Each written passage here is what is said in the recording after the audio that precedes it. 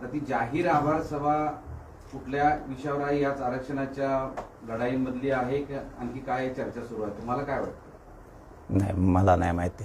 जाहीर आभार सभा, आभार कुणाची त्यांचं त्यांचं काही असेल त्यांचं. मराठा आरक्षणाची ही लढाई जिंकली म्हणून त्यांची आभार सभा असेल? नाही, ते काय जे माहीतच नाही ना. असते मी लगेच म्हणलो असतो हा म्हणून.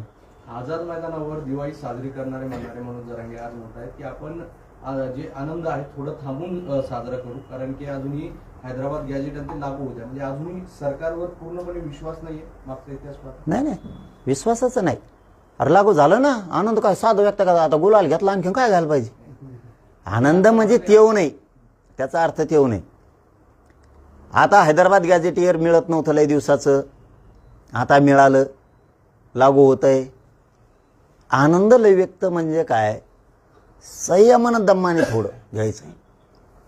कारण ना लय जण जळके आहेत आमच्यावर, खूप जळक्या अवलादी आहेत काही आमच्यावर. आमच्या लेकरांचं मुख कल्याण हो असं वाटत नाही.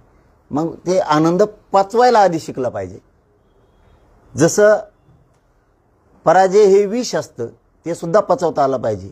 आणि आनंदसुद्धा एक प्रकारचं विषच असतं, ते पचता आलं पाहिजे. ज्या समाजाला दोन्ही गोष्टी यश आणि अपयश पचवता येतं, तो समाज 100% देशात राज्यात प्रगतीवर असतो आणि ते दणक्यात उभा राहतो आणि अन्यायाला पुन्हा पुन्हा मोडून काढून विजयाकडे जातो. त्यामुळे दोन्ही गोष्टी पचता आल्या पाहिजेत आणि ते पचवा. आता मला लय आनंद होतोय, आता कवाच मिळत नव्हतंय, एका लहान विषय नाही आता गॅजेटचा. लय आनंद आहे. अति एक मराठवाड्यातला राहणार नाही एक बी आरक्षणावाचं.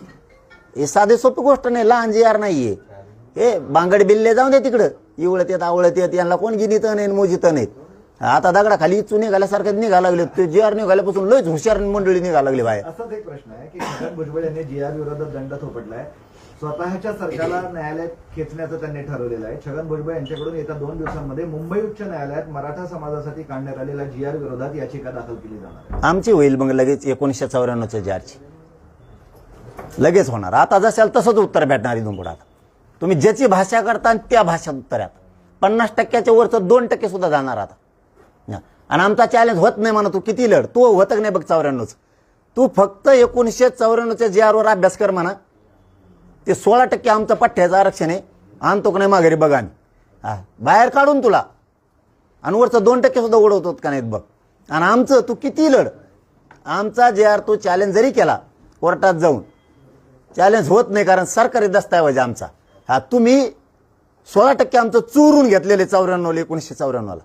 त्याच्यामुळे ते तुट्ट घेतलेलं ते बोगस आरक्षण ते आम्ही परत मिळवणार आहेत, कारण ते आमचं आहे. हे पण मग तू ध्यानात ठेवा, सरकारने पण ते ध्यानात ठेवा. तो तिथं गेला, आम्ही 94चं चॅलेंज केलंच आणि सरकारलाही सांगतो मग 94चं जे आर रद्द करून ते आरक्षण आमचं आम्हाला देऊन टाका.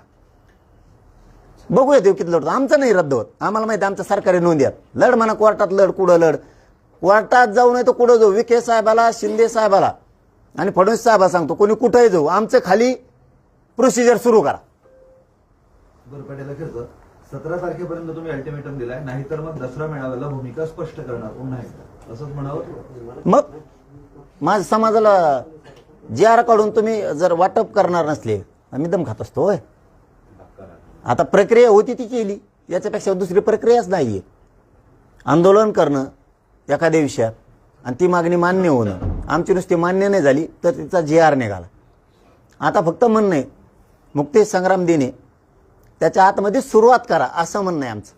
त्याच्या आत सुरुवात केली, एखाद्या म्हणजे मराठवाड्यातल्या तालुक्यात एखाद्या ठिकाणी जरी एक मिळालं तरी आम्हाला सरकारचं तोंड भरून कौतुक करता येईल. एक जरी तालुक्यात एखाद्या गावात एक प्रमाणपत्र जरी मुक्ती संग्राम दिनाच्या आधी मिळालं तरी आम्हाला वाटतं आम्हाला मुक्ती मिळाली आणि खूप आनंद व्यक्त करता येईल आणि सरकारचं तोंड भरून कौतुक आम्हाला करता येईल. म्हणून त्याच्या आत, कारण त्याला बराच वेळ लागणार आहे आम्हालाही कळतं की आता ते टप्प्यात जाऊन ते सुरुवात करून घ्यायचं, पण त्याच्या आत सुरू करा असं म्हणणं आहे. आणि कोणाचं ऐकून जर आमच्या जे आरला काही खोडफीड केली, आम्हाला काही अडचणी आणल्या, कोण बी प्रमाणपत्र नोंदीनुसार वाटप सुरू नाही केले तर गावात आमच्या तुम्हाला येऊन देत नाहीत, मग महाराष्ट्रात आम्ही महाराष्ट्रभर हे पण तुम्ही पुढचं ध्यानात ठेवा.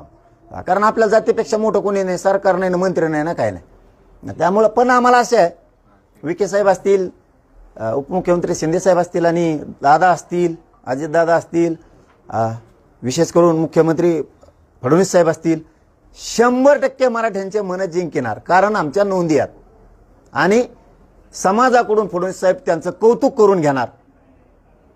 पुन्हा मराठ्यांचा अपमान करून मराठ्यांचा रोष फडणवीस साहेब अंगावर घेणार नाहीत.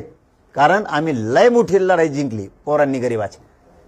धन्यवाद. कोल्हापूर गॅजेट पण लागू करा अशी मागणी होती आज, त्याच्या संदर्भात पत्रकार परिषद होते. सातारा, कोल्हापूर ते सगळेच बसतात, पुणे, औंध सगळे पश्चिम महाराष्ट्र त्याच्यातच येतात. सातारा म्हणजे का नुसतं साताराच नाही येते, सातारा गॅझेटियर म्हणजे का नुसतं साताराच नाही येते, तर त्यात 25 लाख नोंदी आहेत त्या काळच्या 25 लाख नोंदी आहेत. आपण पुणे गॅझेटियर सुद्धा त्याचा उल्लेख आहे, घ्यायला लावलाय. औंध संस्थांचं घ्यायला लावलंय, बॉम्बे गव्हर्नमेंटचं घ्यायला लावलंय. आपण काय सोडलं नाही. पश्चिम महाराष्ट्रातला एक मराठा ठेवत नाही. तुम्ही टेन्शन घेऊ नका. पश्चिम महाराष्ट्रातल्या गोरगरीबाला मी आहे ना. चला, धन्यवाद. एक शेवटचा प्रश्न असा आहे की महादेव कोळी समाजातले लोक पण म्हणतायत की हैदराबाद गॅजेटियरचा आम्हाला लाभ द्या, आणि बंजारा समाज पण